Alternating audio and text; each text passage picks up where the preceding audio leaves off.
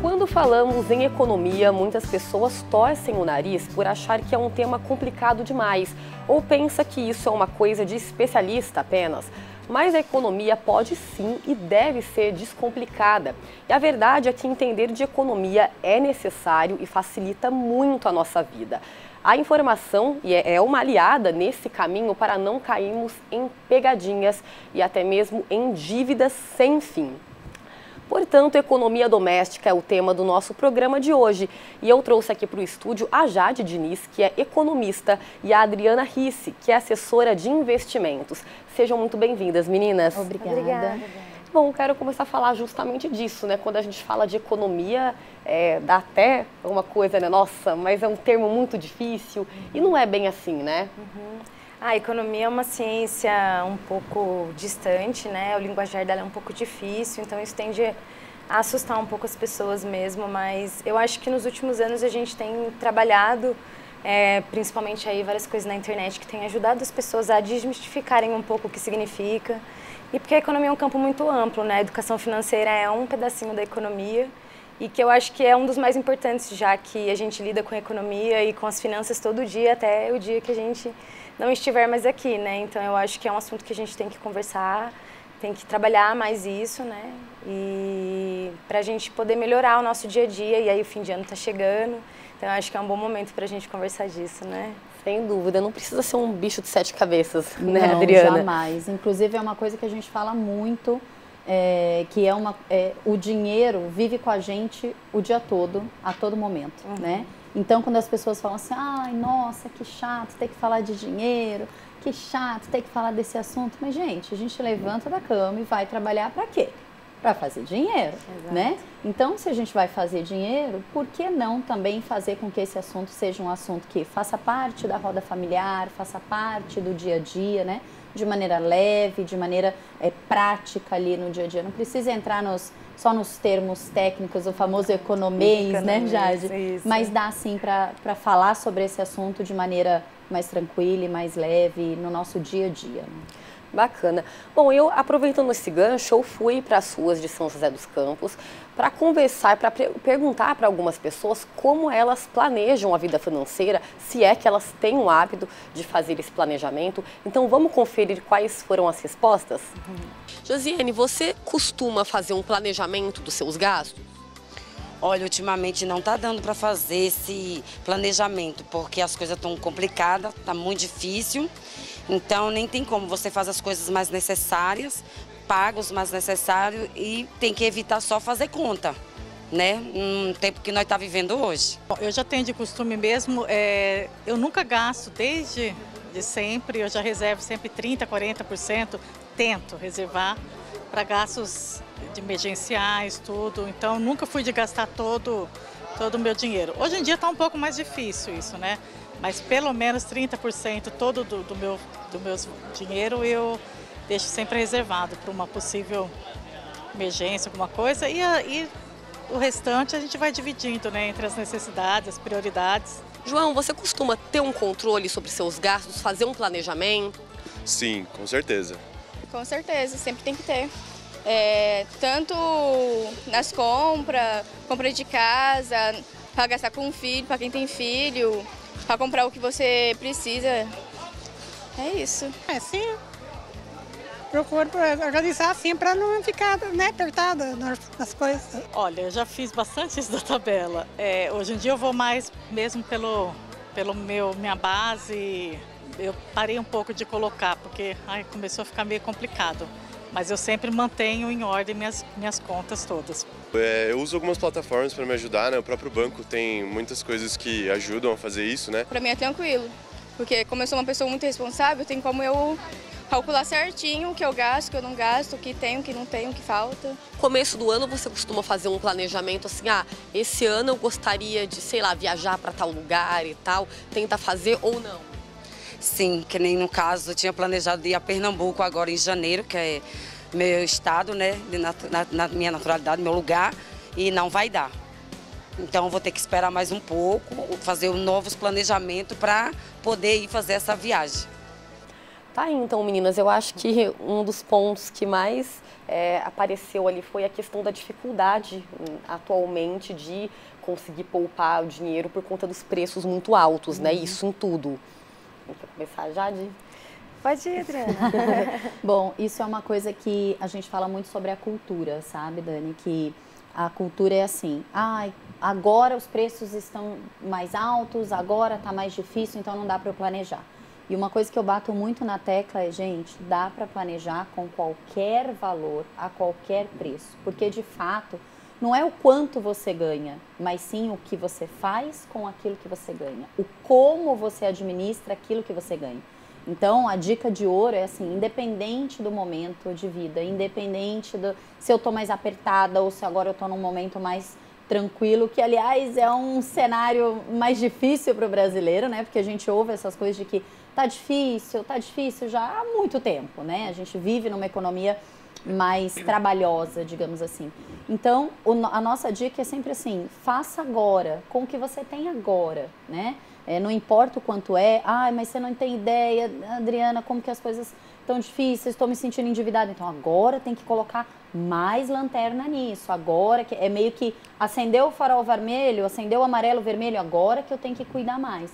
Então, a dica é assim, né? Planejar sempre. Eu sempre digo que um planejamento bem feito, ele diz para onde você vai mandar o seu dinheiro antes das suas emoções dizerem isso, né? Ou seja, sair gastando sem muito planejar, sair gastando simplesmente por gastar. Quando você planeja, você já diz, você já direciona, é meio que um GPS para onde você vai mandar o seu dinheiro. Isso dá para a gente fazer com pouco, com médio, com muito, seja em qual momento, né? Então não é o quanto ganha, mas sim o como você planeja hoje o seu dinheiro.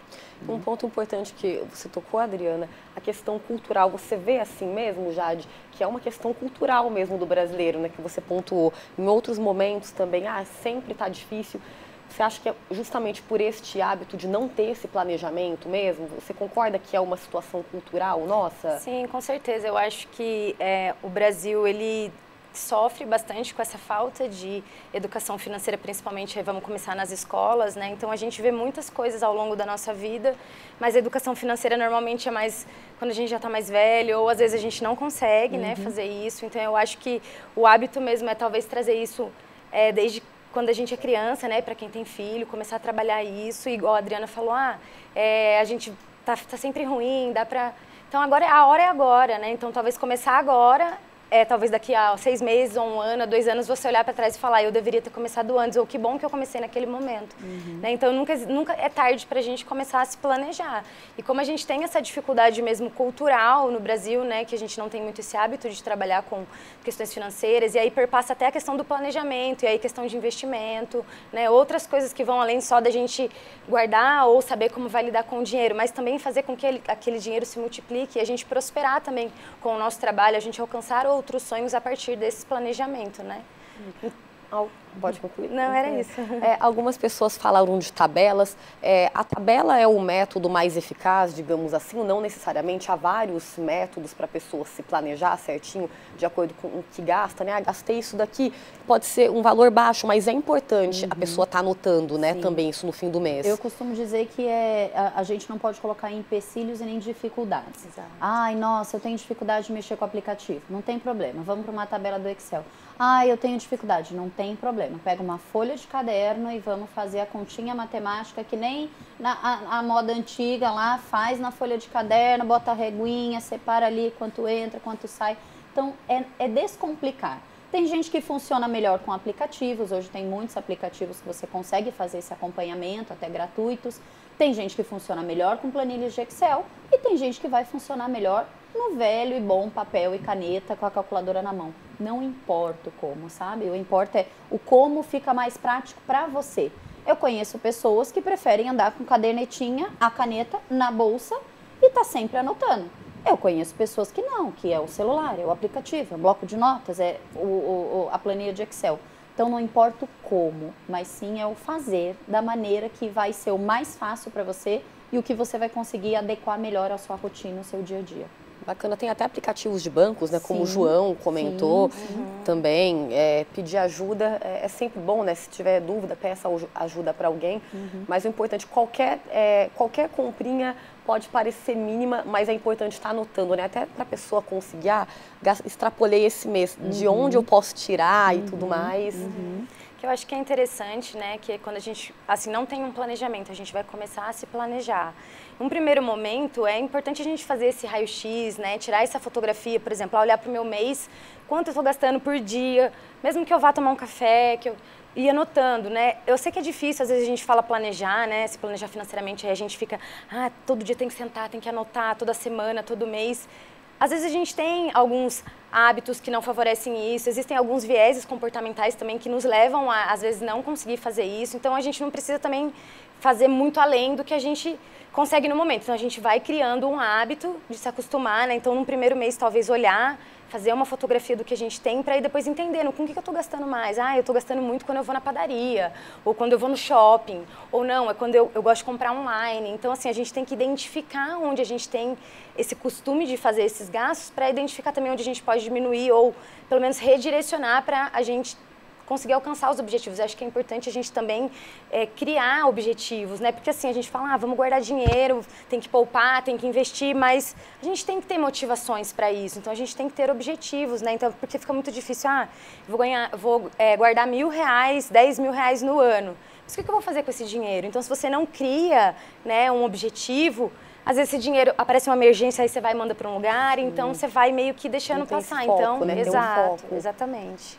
Bacana. E até para aproveitar um pouquinho desse cenário que a gente está falando, gente, o número de brasileiros endividados bateu um recorde no mês de setembro deste ano, de acordo com o nível de endividamento da população, que foi realizada pela Confederação Nacional de Dirigentes e Lojistas e também pelo SPC. O relatório mostra ainda que 4 em cada 10 brasileiros adultos, o que corresponde a aproximadamente 39,71%, estavam negativados, isso em setembro, o que corresponde a mais de 64 milhões de pessoas, um recorde da série histórica iniciada em 2014, um número bem preocupante, né?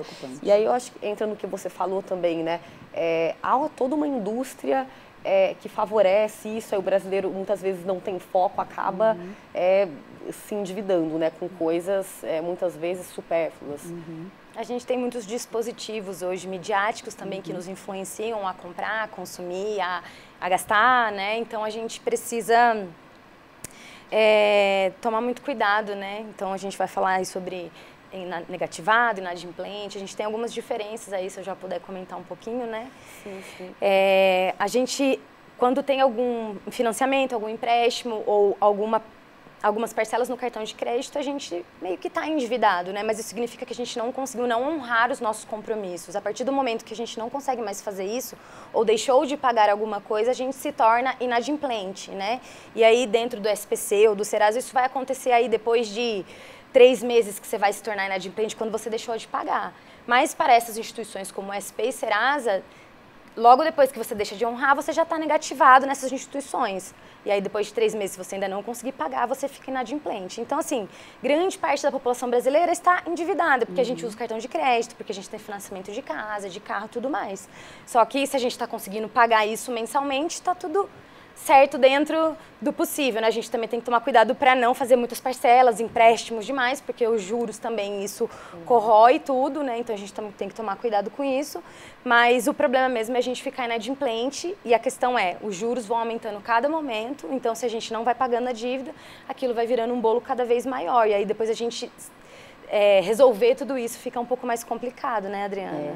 Exatamente. Assim, esse número é realmente assustador, né? Você pensar no tamanho da inadimplência, mas ainda, ou tão quanto assustador, é o número de endividados. Hoje, mais de 80% das famílias brasileiras estão endividadas.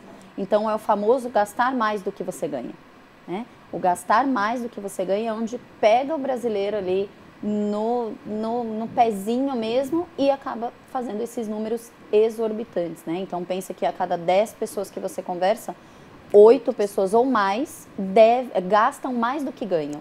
Então, pensa, né? Num planejamento financeiro, o princípio básico é não gaste tudo que você ganha. Não gaste tudo que você ganha. Imagina mais do que você ganha. Então, o endividado é aquele que gasta além do que ele ganha. E hoje a gente tem quase 80% das famílias brasileiras. Então, como é importante, o planejamento serve para isso. É como eu disse, né? É um GPS para onde você vai mandar o seu dinheiro. Então, quando você se planeja, você tem que aprender também a renunciar, né? A saber o que não dá para fazer naquele momento, o que não vai dar para... As famosas prioridades, as né? Que depois a gente vai falar o que é urgência, escolhas, emergência. Exatamente. Então, eu acho que falta um pouco disso, né? A gente vive muito no imediatismo, na realização de sonhos para agora, né? Os velhos parcelamentos. Então, é esse cuidado que eu acho que as pessoas têm que tomar, né? Porque é uma parcela hoje, tudo bem, mas 10 parcelas de 10 coisas diferentes faz com que você, no fim do mês, esteja gastando muito mais do que você ganha. Sem dúvida, e além dessa questão cultural, aí veio pandemia, né, para alavancar essa questão. Mais isso, né? Aliás, esses números aumentaram pós-pandemia. Pós-pandemia, sem dúvida. Já eram números assustadores, pós-pandemia aumentaram muito, porque, obviamente, as pessoas, por 2 motivos, tá? Primeiro, sim, foi o desemprego, muita gente que acabou ficando desempregada e até nos seus próprios negócios, né, acabaram tendo redução de receita e tudo mais, mas também porque as pessoas ficaram mais ociosas e o online veio com tudo nisso. Exato. Então, pessoas ociosas, dentro de casa, com o online ali e o pegadinhas, velho né? dinheirinho de plástico também fez com que isso aumentassem de forma muito absurda. Então, não é só o desemprego, é também o desemprego, mas é a falta do controle emocional, a falta do planejamento de falar, não, peraí, eu já fiz uma parcela, guarda esse cartão, quebra esse cartão, né? Então, foram muitos cursos, enfim, todas as formas de compras online que aumentaram muito pós-pandemia. É isso. Bom, a gente vai fazer a nossa primeira pausa de hoje, então, e já nós voltamos com Diálogos da Cidade para falar sobre economia doméstica. Não sai daí, voltamos já.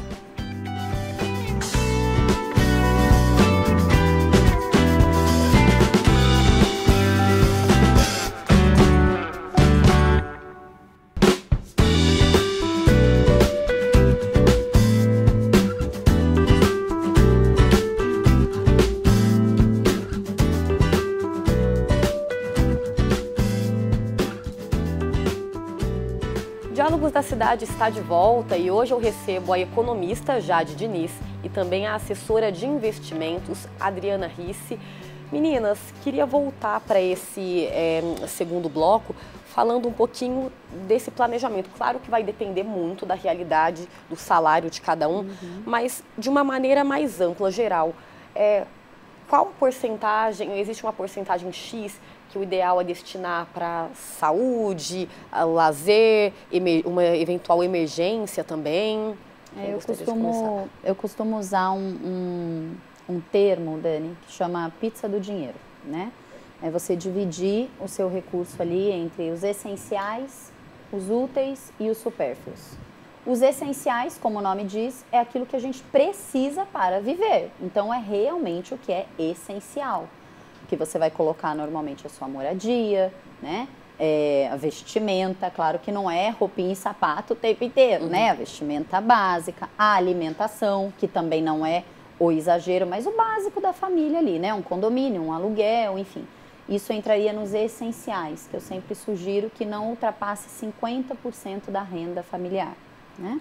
Aí tem os úteis, que vai de 30% a 35%. Onde entra os úteis? Os úteis entram os cursos, né? Entra convênios, entra seguros, né? Seguro do carro, entra inclusive o carro, porque a pessoa fala assim, mas meu Deus, o carro hoje é essencial. Não, gente, carro hoje é útil, mas você sobrevive sem, né? Você pode ver numa crise em muitos momentos, as pessoas optam por vender os seus carros. Então não é uma coisa que você precisa para viver. Claro que é extremamente útil. E prático, então, o carro, ele entra nos úteis, né? O que você vai gastar com o carro, combustível, seguro, manutenção, etc.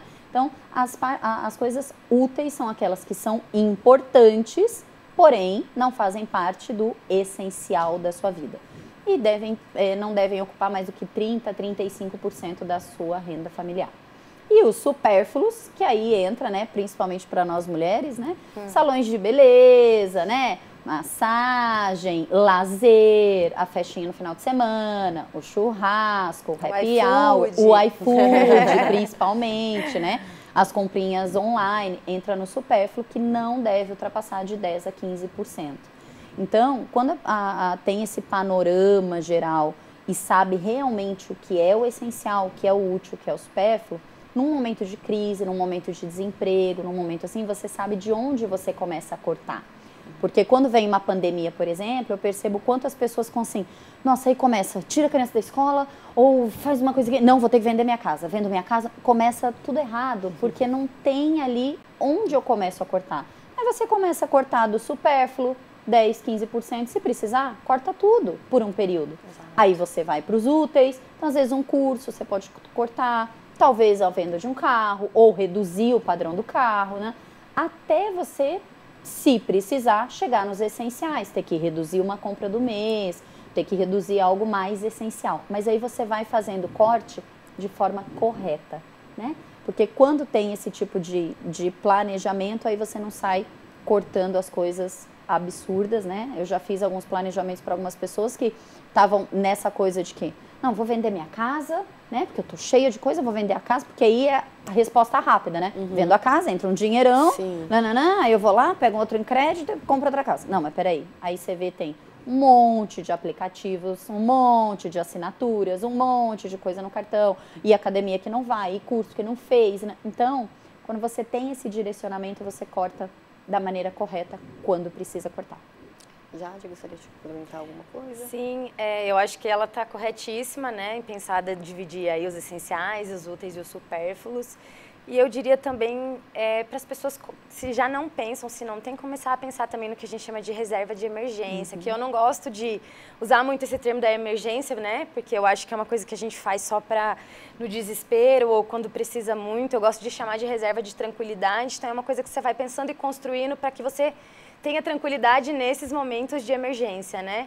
Então, às vezes, se você ainda não tem, né, a reserva de emergência, a gente fala para a pessoa conseguir guardar um tanto de dinheiro que ela consiga sobreviver aí pelo menos aí de 6 meses a 12 meses, né? Então, assim, se ela perdeu o emprego, se a gente tem uma outra onda de pandemia, por exemplo, né, que aí um momento de insegurança de novo. Então, muita gente sofreu com isso ao longo da pandemia, porque a gente foi pego de surpresa e muita gente não tinha, né, condições ou não tinha essa reserva, e aí teve que vender casa, vender carro, fazer muitas dívidas, né? E assim, na época, quando a pandemia estourou, vamos dizer assim, a taxa de juros no Brasil ela estava baixa, relativamente perto do que está hoje, né? A nossa taxa de juros hoje ela está 13,75. Então, assim, muitas pessoas no começo da pandemia, elas emprestaram dinheiro, muitos empreendedores, né? Emprestaram dinheiro aí numa taxa que estava aí, sei lá, 2%, 3%. E aí, com o passar do tempo, a taxa de juros foi aumentando e as pessoas têm que pagar esse empréstimo de acordo com essa taxa de juros também, né? Então, muita gente não conseguiu honrar e não está conseguindo honrar com esse compromisso dos empréstimos por conta desse aumento na taxa de juros. E aí, a reserva de emergência, ela também vem nesse ponto para poder contribuir. E a questão também das questões das dívidas, né? Que é uma coisa que eu acho que é importante a gente falar também, assim, como guardar dinheiro, né? Eu ter reserva de emergência, eu fazer um investimento quando eu também estou endividado ou inadimplente, né? Final de ano está chegando, como você disse, tem muitas pessoas hoje que já estão nessa condição.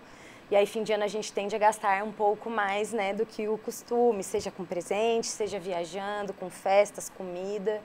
Então, assim, pensar que o final de ano não é um momento para a gente terminar de se afundar, né? Talvez é um momento para a gente pôr o pé, repensar algumas coisas, porque o ano que vem tá aí o ano começa de novo e a gente já tem aquele monte de imposto, né? Então, eu acho que se planejar tem essas questões, mas também pensar em quitar suas dívidas, em pensar nessa reserva de tranquilidade e para quem já está um pouco mais com a educação financeira um pouco mais consolidada, também pensar nos investimentos, né? Que é uma coisa que a gente tem um pouco às vezes, de medo de falar sobre isso, porque investimento, né, liga muito às questões da bolsa e da investimentos que têm risco. E a gente tem muitos outros tipos de investimento hoje com um acesso muito mais fácil para a gente fazer do que antigamente, né? Então, não pensar só em consumo também quando a gente fala em planejamento, mas também em questão das dívidas, a questão da reserva e também investir para o futuro, seja para você, para os seus filhos, para outros sonhos, enfim, eu acho que também pensar nessas condições é importante.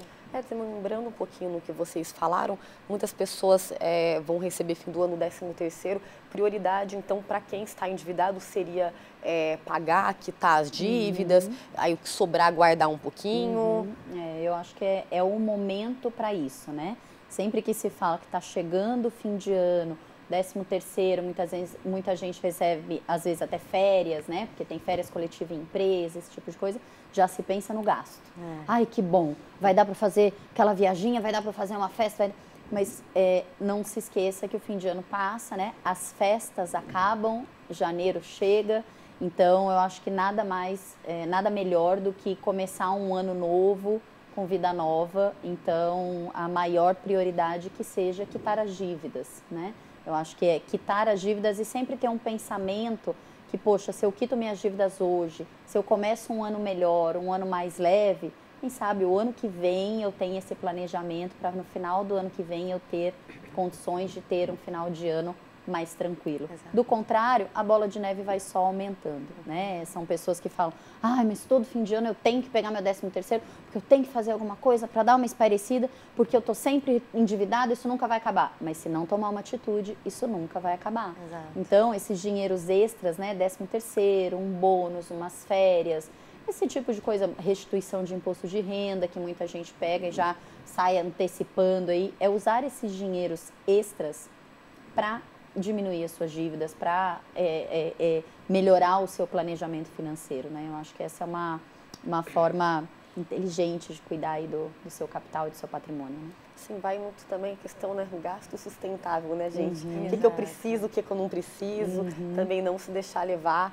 Que você fala um pouquinho sobre as emoções, né? Sim. Até porque se você fica endividado, numa situação complicada, isso vai mexer muito com o seu emocional também. Sem dúvida. E aí pode ser ladeira abaixo, né? Sem bastante dúvida. Perigoso. Hoje, assim, eu tenho estudado muito sobre isso, Dani, e dinheiro tá muito, muito ligado às emoções. Sim, muito.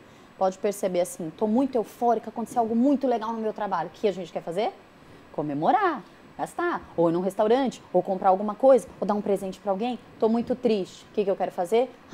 Liga para um amigo, liga para alguém. Preciso gastar, preciso comer, preciso comprar, e a fulana ficou doente. O que eu preciso fazer? Eu preciso gastar. Então, tudo está muito envolvido as emoções, sabe? Quando a gente começa a dar uma controladinha na emoção, trazer isso mais para o racional, e isso que você falou do sustentável, eu tenho uma dica que é infalível quem consegue colocar em prática, né? Que é a regra das 4 perguntinhas. Então, quando você for comprar alguma coisa, pode ser qualquer coisa, da menor até o maior investimento que você for fazer. Você primeiro se pergunta, eu realmente preciso disso? Realmente eu preciso disso? Eu realmente preciso disso. Perfeito. Precisa ser agora? Porque às vezes eu estou precisando, sabe aquela coisa assim? Não, em janeiro eu vou fazer uma viagem, já vou comprar uns biquínis. Mas a gente está no início de novembro. Talvez não precise ser agora. Você não tem algo mais importante para fazer com o dinheiro agora? Passou pelo segundo crivo. Não, precisa ser agora. Aí você escolhe o produto. Precisa ser este? Porque, por exemplo, você vai comprar um tênis. Você concorda que tem o tênis de 100 e o tênis de 1000? Às vezes você está escolhendo o de 1000 e não precisa ser o de 1000. Então você olha e fala, precisa ser este? Precisa ser este. Ok, a última pergunta é, do que eu vou abrir mão para comprar isso? Que é o momento da renúncia. Aí você coloca o seu racional para funcionar. Não, então realmente eu preciso disso, precisa ser agora e precisa ser este. Então o que eu vou abrir mão? Puxa, eu vou abrir mão daquele churrasco na semana que vem. Puxa, eu vou abrir mão. Tem que ter uma renúncia. Porque quando tem uma renúncia, você pensa 2 vezes para gastar. Vou ter que abrir mão do quê? Não quero abrir mão disso não. Vou ter que abrir mão do Natal. Não, então eu não quero não. Deixa quieto isso aqui. Então, se você trouxer essas perguntinhas para o racional, claro que vai doer, não é simples, né? Mas você consegue tomar decisões mais conscientes. Não dá para abraçar o mundo. Não dá. Não dá para ter tudo, viu? Não dá. E a gente nem precisa também, né? Eu acho que essa questão da educação financeira está muito ligada também à questão do que a gente fala muito do consumo consciente, né? Talvez seja um pouco clichê, mas assim, a gente repensar mesmo as nossas relações de consumo, de como a gente se relaciona com as pessoas que estão ao redor, né? Tipo, a pandemia, ela já veio como um movimento para mostrar que a gente precisa ressignificar algumas coisas por questões ambientais, de saúde, enfim, e o consumo está muito ligado a isso. Então, a gente repensar o nosso consumo não é só sobre ter ou não dinheiro, mas também o impacto que a gente está causando ao nosso redor, né, no planeta. Então, a gente repensar mesmo que a educação financeira não é só consumo, né, ou comprar, gastar, consumir, vender. Eu acho que o ciclo não é esse, assim, eu acho que existe mais do que isso. A gente tem outros recursos no mundo além de dinheiro, né, pensar nas questões de doação, trocas. O escambo, que é uma coisa muito antiga, que a gente quase não vê falar mais hoje em dia, né? Mas, assim, existem muitos movimentos que ainda continuam trabalhando com outras formas de recursos que não só necessariamente monetário, né? Então, a gente... final de ano tá chegando. Eu adoro dar presente, né? Então, você vai lá, vai comprar presente para todo mundo da sua família. Será que é necessário mesmo? Talvez esse ano, ou deixa para o ano que vem? Ou como você pode presentear uma pessoa sem necessariamente ser algo de consumo palpável, entende? Talvez a gente tem coisas enormes hoje na internet, a gente tem outras formas, eu acho, de demonstrar carinho e amor, que não necessariamente a gente tem que colocar a mão no bolso toda vez e se endividar para fazer isso, né? Então, a questão mesmo que ela falou da gente... Eu sei que é um pouco difícil, às vezes, trazer isso para o racional, né? É um processo muito grande, processo. Até porque vem muita coisa da família, das pessoas que estão ao redor. Na própria escola, a gente não tem esse incentivo, né? Então, assim, é muito difícil, mas isso não é para ser uma barreira para que a gente não se reeduque financeiramente ou procure outros caminhos, né? Então, que isso que a gente está conversando aqui seja um incentivo também para as pessoas pensarem que nunca é tarde, e o momento sempre é agora, né? Então, nada mais justo do que novembro, Black Friday e muitas promoções, e eu não posso ficar sem comprar. E a gente tem muitas frases como, é o último da loja, mas está todo mundo comprando. Mas você não é todo mundo, né? A mamãe já dizia isso, então a gente repensar mesmo sobre isso. É um momento para a gente ter cautela, né? Então, não é porque está tudo em promoção, porque nem sempre tudo está em promoção. Tem muitas lojas que têm alguns mecanismos, né? Então, aumenta o preço, vai lá em novembro, diminui um pouco, e aí a gente fica com aquela sensação, né? A gente tem muito o efeito da ancoragem, que a gente chama, que às vezes a gente vai num lugar e a gente vê um preço assim, R$500, e aí a gente se ancora naquele primeiro valor que a gente vê. Então, a gente vai sempre se basear se aquilo está muito a mais ou muito a menos do que aquele primeiro valor. Então, a gente tem que tomar cuidado com isso. Isso é um viés comportamental do nosso cérebro que muitas vezes nos engana. Então, necessariamente que o primeiro valor ele não deve ser o definitivo. Então, a gente tem que fazer pesquisa. Hoje em dia, na internet, a gente tem 1 milhão de sites para poder pesquisar antes de sair comprando, né? Então, eu acho que tomar cuidado nesse... novembro e também para as compras do final de ano, né? Eu acho que a gente tem que repensar um pouco aí as nossas questões para ano que vem tentar ou ser diferente, né? Você falou pesquisar sempre e também tomar cuidado com essas pegadinhas, né? Umas frases que a gente sempre ouve, não levar filho no supermercado, não ir no supermercado com fome, ir com uma lista para você já... ter em mente e no seu objetivo, o que você quer comprar, são frases reais que realmente fazem sentido e devem ser colocadas em prática? Tudo isso é a maneira da gente tirar o emocional e trazer o racional, né? Então, você ir ao supermercado com uma lista já te dá um norte, mas a gente é bombardeado de a promoção, que você fala, nossa, eu não tinha pensado nisso, vou levar, nossa, esse aqui tá barato mesmo, né? Quando vai no corredor, se você pegar a fila, então, é coisa o tempo inteiro ali te chamando a atenção. Pós-pandemia, eu acho que uma dica que tem funcionado muito, Dani, é você tentar fazer a compra do supermercado online. E outra coisa que eu acho que é muito vantajoso é semanal. Não precisa ser a compra do mês. Mas eu recebo uma vez só. Mas quando você vai fazer uma comprona do mês, você tende a comprar mais coisas. Você pode até desperdiçar, então, e desperdiça, sem dúvida. Quando você compra aí, você fala, nossa, até já tinha em casa, nossa, nem precisava. Então, você fazer a sua lista, entrar no supermercado online, e o supermercado online você vai ter que digitar coisa por coisa. Então eu preciso de um óleo, você vai digitar óleo, né? Vai digitar bolacha, arroz. Então, você não é tão bombardeado como a gente é no supermercado físico. E no semanal, impede também de você fazer aquela comprona que você acabe desperdiçando. Então, olha a sua despensa, né? Olha lá semanalmente o que realmente está precisando. Nossa, acabou isso, faltou aquilo, né? Gente, é uma economia grotesca. A pessoa que consegue colocar isso, e eu falo até assim... Trato de investimentos, finanças, educação financeira há mais de 20 anos e percebi uma economia grande na minha própria casa. Quando a gente organizou dispensa e começou a realmente olhar semanalmente o que eu realmente preciso.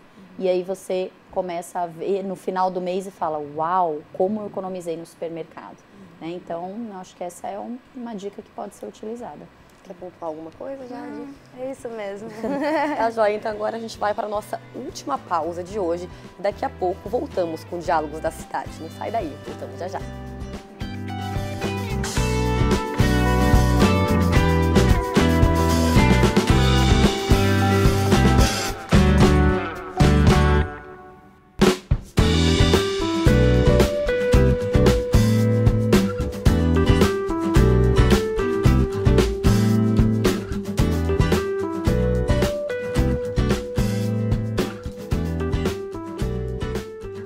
Estamos de volta com Diálogos da Cidade, já estamos neste último bloco, né, um tema super extenso que dá para ficar horas falando, né, meninas, sobre este assunto.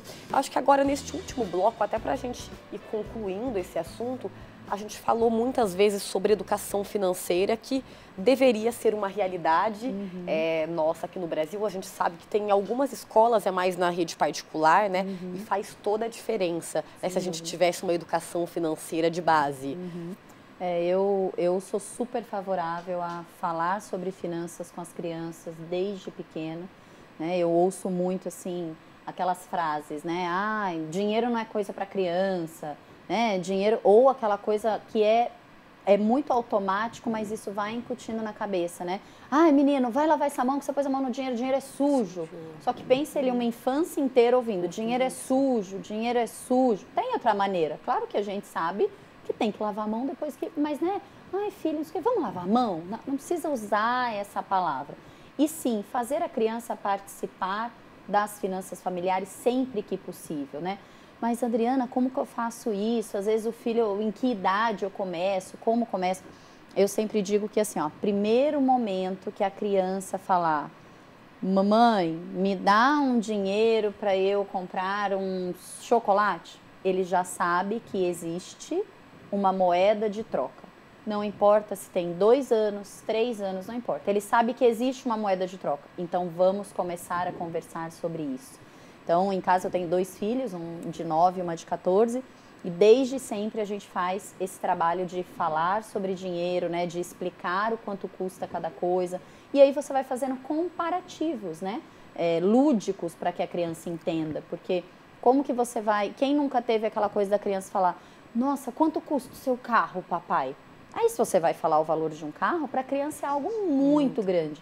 Mas se você fizer o lúdico, que custa, sei lá, 1000 carrinhos da Hot Wheels, põe no YouTube, quanto que dá 1000 carrinhos da Hot Wheels? Sabe uma coisa assim, lúdica, que a criança começa a ir tendo, né? uma noção.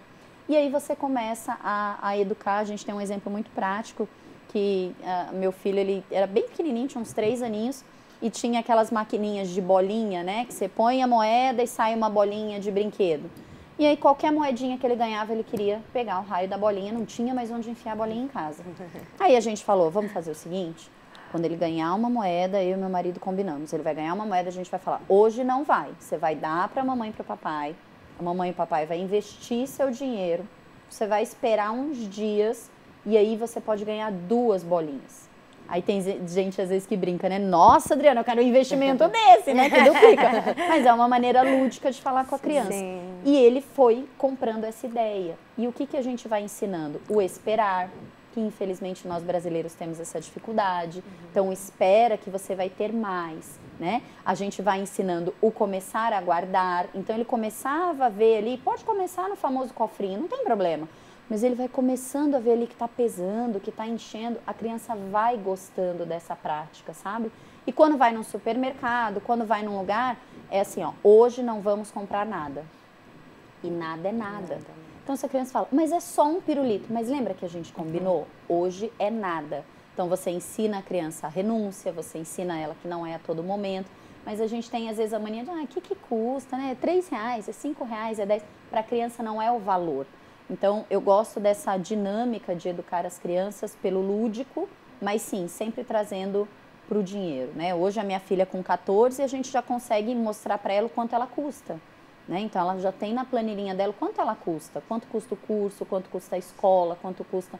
E aí a gente faz comparativos com o salário mínimo, Legal. com a economia. Então ela tem noção de quanto ela custa, sabe? E aí você vai aumentando conforme a idade. Mas dá para começar com 2, 3 aninhos, porque a criança pega dinheiro muito rápido. A gente é que fala que não é assunto de criança, mas hoje em dia eles estão mais espertos que muito adulto, né? Com certeza. Eu acho que a internet também traz muito mais acesso para eles também, desse movimento do dinheiro, do que é possível, do que não é, né? Eu acho que trazer isso também, independente da idade, a gente vai criando nessa criança também a questão da tomada de decisão, né?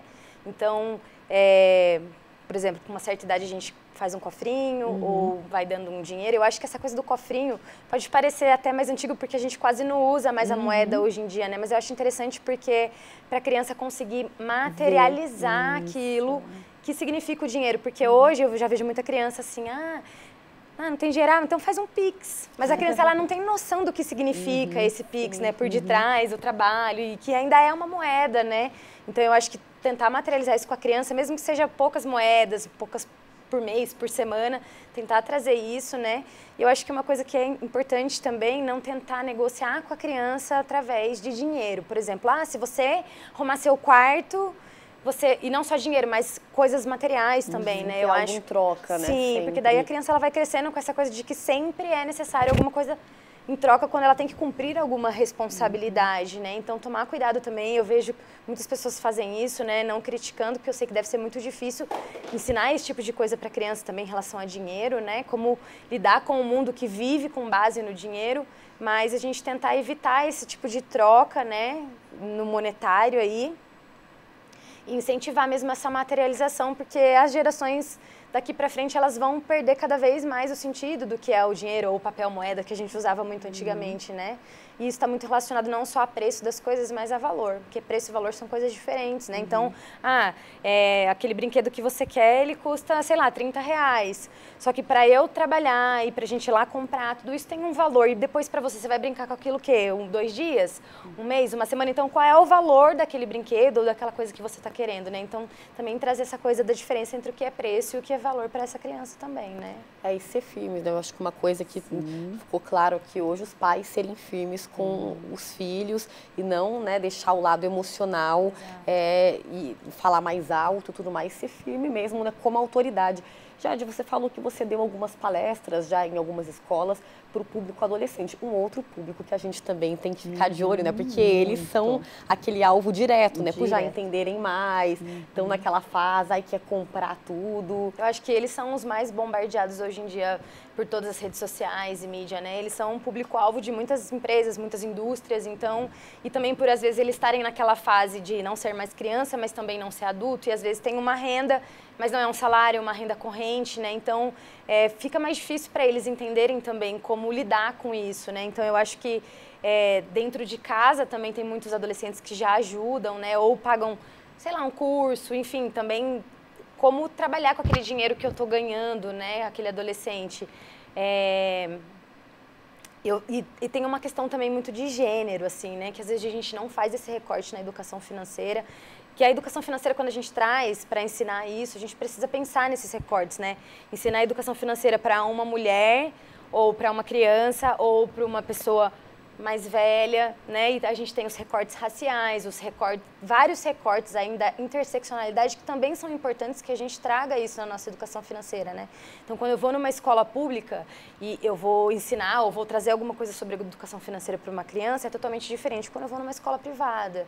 E aí, tem adolescentes, por exemplo, que estão aí no 2º, 3º ano do ensino médio, que já estão falando sobre investimento, ou sobre guardar dinheiro, ou sobre... E aí, eles têm muito essa coisa das criptomoedas, que é uma coisa mais recente, mas que para eles já faz muito sentido, né? Então, eu não posso falar isso, o mesmo assunto dentro de uma escola pública ou de uma escola privada. A gente tem que entender as pessoas que estão naquele lugar também, né? Então, tentar trazer um pouco mais para a realidade daquele local, daquelas pessoas, né? Mas independente disso, eu acho que é muito importante a gente valorizar os nossos adolescentes e não achar que eles não são capazes de lidar com o próprio dinheiro ou que não estão preparados, porque eles são o nosso futuro, o futuro do mercado de trabalho, então a gente também tem que valorizar o que eles já sabem. mas a gente, com os conhecimentos, tentar potencializar ou direcionar o que eles estão querendo, o que eles estão fazendo, né? Eu acho que a gente não pode desconsiderar que eles são o futuro do nosso mercado, né? São os que vão trabalhar, os que vão fazer girar a nossa economia. Então, a gente às vezes tem costume de ou descredibilizar crianças, né? Falar, isso não é para criança, para adolescente é a mesma coisa, mas eu acho que não é esse sentido. Eu acho que a gente tem que potencializar e não descredibilizar essas crianças e esses adolescentes, né? Bacana. Adriana, você que é mãe de uma adolescente, né, que você falou, muitas vezes é uma idade mais delicada, assim, você deu o exemplo da sua filha, a sua realidade, tem algumas dicas também para chegar naquele adolescente, que a gente sabe que muitas vezes é uma fase mais complicada da vida também, para fazer o adolescente te ouvir, né, ouvir o pai, a mãe, o responsável, enfim. Eu acho que tudo começa na base, né, claro que a adolescência é uma fase mais difícil. Esses dias eu tenho brincado, falo, meu Deus, minha filha, eu vou ter que aumentar minha terapia, porque o negócio está complicando. Mas, assim, quando você tem um diálogo desde sempre, né? Porque o que acontece? Muitas vezes não se fala de dinheiro nunca. Aí a criança entra nessa fase da adolescência que ela quer já um tênisinho que todo mundo tem, uma roupa que todo mundo tem. Aí os pais começam, corta. Aí vem a rebeldia, daí vem tudo, porque nunca foi conversado. Então, mesmo conversar desde cedo e explicando desde cedo. Então, a minha filha começou desde semanada, a mesada, a ter o recurso dela. Hoje ela sabe quanto ela custa dentro do ambiente familiar. Então, é muito mais fácil da gente negociar algumas coisas, né? E não é você, eu dou a mesada, então não vou dar mais nada. Não, tudo é negociável. Então, esses dias ela quis comprar uma maquiagem que eu também gosto de usar. Ai, mamãe, você me dá? Não, a gente divide, o que você acha? Você paga metade e eu te presentei com metade. Ela reduziu pela metade a compra. Então, como que você dá? Você não precisa só virar aquela mãe, aquele pai que só fala não, mas como você negocia? Então, peraí, então vamos negociar aqui uma mesada para esse adolescente e também, quando ela tiver as demandas dela, então, mas com o seu dinheiro. Não, isso aqui estava combinado que era com o seu dinheiro. Isso aqui estava combinado que era com o seu dinheiro. O grande erro, muitas vezes, é que combina-se semanada, combina-se mesada, mas tudo que a criança pede, o adolescente pede, os pais têm que comprar. Não, mas isso é responsabilidade do pai. Não, pera. Tem coisas que sim, eu sou responsável por te vestir, não sou responsável por te comprar aquela roupa de marca caríssima que é da moda. Não, aí você vai ter que dar um jeito.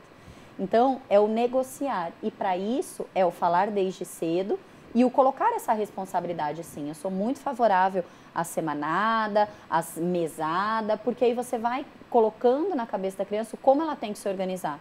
Mas ela vai acabar com isso rapidamente. Pois é isso que acontece, minha filha, com muitos brasileiros que recebem o salário e 2, 3 dias depois não tem mais nada.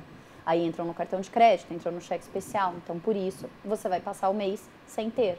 Então, é você ir fazendo pequenas negociações, sabe, Dani? Pequenas negociações no dia a dia. Cada vez que a criança ou adolescente pedir alguma coisa, é você pensar, como eu posso negociar?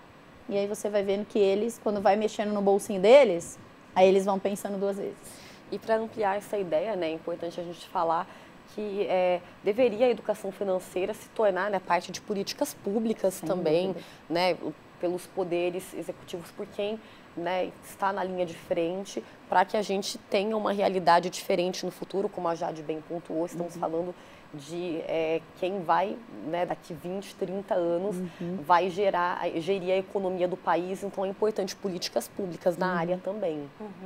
Eu acho que quando a gente fala de educação financeira, a gente tende muito a focar no indivíduo, né? O indivíduo não sabe lidar com as suas finanças.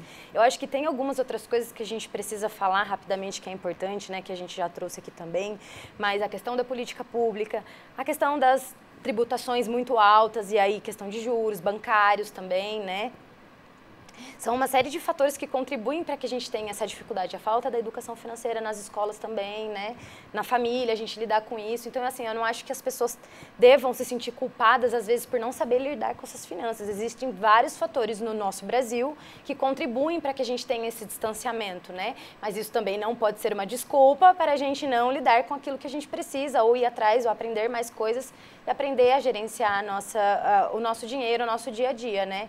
Mas que é fato que a gente precisa melhorar as nossas políticas públicas, sim, e não só na educação, mas na saúde, na mobilidade, porque não adianta você oferecer na escola também educação financeira se aquela criança ela não tem condição de chegar à escola ou ela está passando fome para chegar à escola. Então, assim, eu acho que os recortes são muito grandes. Eu acho que o debate é muito extenso, né? Eu acho que hoje não dá para a gente falar sobre tudo isso, mas são recortes importantes que a gente tem que falar para as pessoas também se apropriarem disso e não se culparem demais por, às vezes, não conseguir lidar com aquilo, né? Porque também, às vezes, salário baixo, desemprego. O nosso nível salarial é muito baixo no Brasil, então tem muita gente que fala assim, eu ganho pouco, não sei lidar com as minhas finanças. Não, mas tem muita gente que ganha pouco e administra muito bem aquilo que ganha, né? Só que a gente precisa também de melhora nas nossas políticas salariais, nas nossas políticas de desigualdade, para que as pessoas tenham também melhor qualidade de vida, né? Não adianta a gente querer também que a pessoa saiba lidar totalmente com o dinheiro dela, quando às vezes ela tem uma família de 4 pessoas que ganha menos de um salário mínimo. Então a gente tem que ter a realidade, pensar na realidade do brasileiro, né, da brasileira, e colocar os pés no chão. Então o Estado ele tem um papel muito importante nesse momento, também para melhorar o nosso cenário, né, o nosso terreno, para que os brasileiros consigam também se desenvolver. Então eu acho que é isso, pensar todos os lados, a gente enquanto indivíduo, a gente enquanto coletivo, mas a gente também enquanto usuário do serviço público que está para melhorar a nossa vida, né? Então, deixo aqui também o meu ponto de que as políticas públicas precisam continuar a existir, não só na educação, mas em todos os âmbitos, mas que isso, se for levado a médio e longo prazo, isso com certeza vai ter um efeito muito diferente no nosso país, né? Sem dúvidas, é isso. Adriana, gostaria de concluir? Eu acho que é exatamente isso, e a gente pensar assim, né, como que a Jade bem falou, de se culpar, né? Às vezes a gente vê as pessoas muito... eu não consigo.